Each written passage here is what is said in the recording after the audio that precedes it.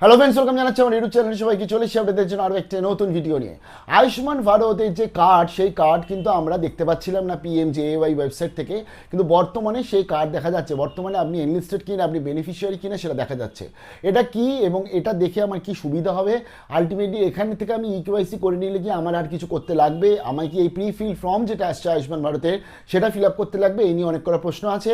বাড়ির সবার নাম কেন আসছে না, শুধুমাত্র একজন দুজনের নাম কেন আসছে।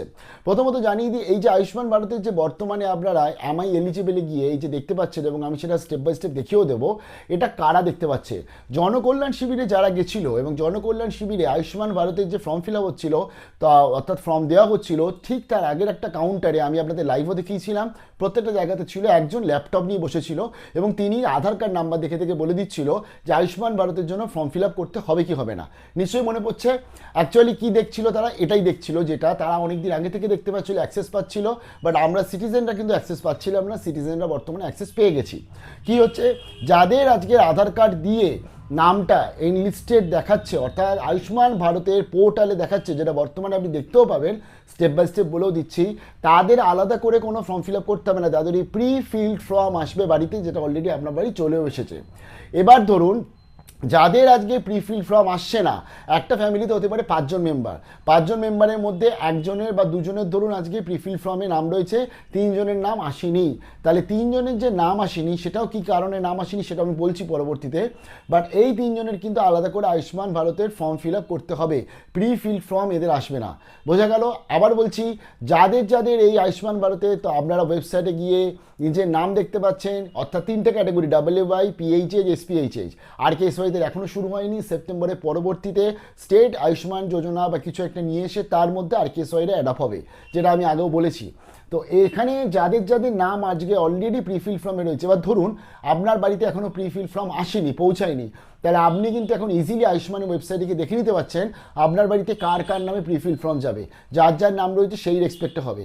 আরও একটা ব্যাপার, স্টেট যতক্ষণ না অবধি তার কেওয়াইসি কমপ্লিট করছে, অর্থাৎ স্টেট যতক্ষণ না অবধি তার ডিটেলসগুলোকে আপডেট করছে, তার আগে কিন্তু আপনার কার্ড জেনারেট হবে না। তাই স্টেটের ওই প্রিফিল ফর্ম ওটাও ফিল আপ করা কিন্তু ইজ ভেরি ইম্পর্টেন্ট। আলটিমেটলি আয়ুষ্মানের এই যে নতুন এটা অ্যাপটা ওপেন হলো, অর্থাৎ নতুন যে সংযোজন হলো, এতে খুব সুবিধা হলো, সাধারণ মানুষের দেখিয়ে নিতে পারছে কার নাম রয়েছে কার নাম নেই। যার নাম নেই তার নামে আয়ুষ্মানের ফর্ম ফিল আপ আমাকে আলাদাভাবে করতে কিন্তু হচ্ছে। সেটা পরবর্তীতে নিয়ে আসবো তার আপডেট, স্টেট ইন দার্জিটেক। তো চলুন দেখে নিচ্ছি কীভাবে আমরা এই টোটাল প্রসেসটা দেখবো, কীভাবে অনলাইনে স্টেপ বাই স্টেপ আয়ুষ্মান ভারতের নাম আছে কিনা সেটা দেখবো। আয়ুষ্মান কার্ডে নাম এসছে কিনা সেটা জানার জন্য আমি প্রথমত beneficiary.nhA.gov.in ওয়েবসাইটে চলে এসেছি, অর্থাৎ PMJAY যে তাদের যে ওয়েবসাইট, এবং সেখানে চলে আসলে আমাকে প্রথমত বেনিফিশিয়ারি এখানে দিতে হবে, আমার ক্যাপচা কোড যে লেখাটা আছে সেটা লিখবো, আর এখানে মোবাইল নাম্বার দিয়ে ভেরিফাইতে ক্লিক করব। করার পরবর্তী লগ ইন, কোনো ওটিপি বা একটা ওটিপি যাবে আপনাদের কাছে, সেই ওটিপিটা দিতে হবে, দেওয়ার পরবর্তী সাবমিট নিতে হবে। বোঝা গেল? তার ফলে ফার্স্ট কাজ কী করতে হবে, ওয়েবসাইটে আসলাম, এসে আমি ক্যাপচা কোডটা লিখলাম, মোবাইল নাম্বার লিখলাম, ভেরিফাইতে ক্লিক করলাম, ওটিপিটা দিলাম এবং লগ ইনে ক্লিক করলাম। তো এগুলো করে আমি বলছি। করার পরবর্তীতে আমাকে ডিটেলসগুলো ফিল করতে হবে। লাইক দেখুন, প্রথমে PMJAY রয়েছে, স্টেট আমি চলে গেলাম, স্টেট আমি এখানে লিখে দিলাম হচ্ছে ওয়েস্ট বেঙ্গল, সিলেক্ট করলাম। এখানে দেখো স্কিম রয়েছে, PMJAY স্কিম রয়েছে, এবং তার সাথে 70+ স্কিম রয়েছে। যারা 70+ যারা রয়েছে, তারা যে কোনো রেশন কার্ড হোল্ডার হোক, তারা তো সবাই অ্যাপ্লিকেবেল, তারা এখান থেকে দেখবে। আর যারা 70+ হয়নি, বাট রেশন কার্ডে 3টে ক্যাটাগরি আমি যেটা বললাম, WY, PHH, SPHH, তারা এখান থেকে যাচ্ছে, ক্লিক করে দেখতে পাচ্ছে। ডিস্ট্রিক্টে চলে যাব, ডিস্ট্রিক্টে চলে গিয়ে যার যার ডিস্ট্রিক্ট সেটা এরকমভাবে সিলেক্ট করে নেবে। এইভাবে জাস্ট গেলাম, এবং এখানে সার্চ বাই রয়েছে রেশন কার্ড, ফ্যামিলি আইডি, এবং তার সাথে রয়েছে আধার নাম্বার, PMJAY কার্ড নাম্বার। তো আধার নাম্বার বেসিক সার্চ করার অপশান। আধার নাম্বারটা আমি এখানে লিখে দিচ্ছি, এবং এখানে এই ক্যাপচা কোড যেটা আছে সেটা দিতে হবে, দিয়ে আমায় করতে হবে সাবমিট।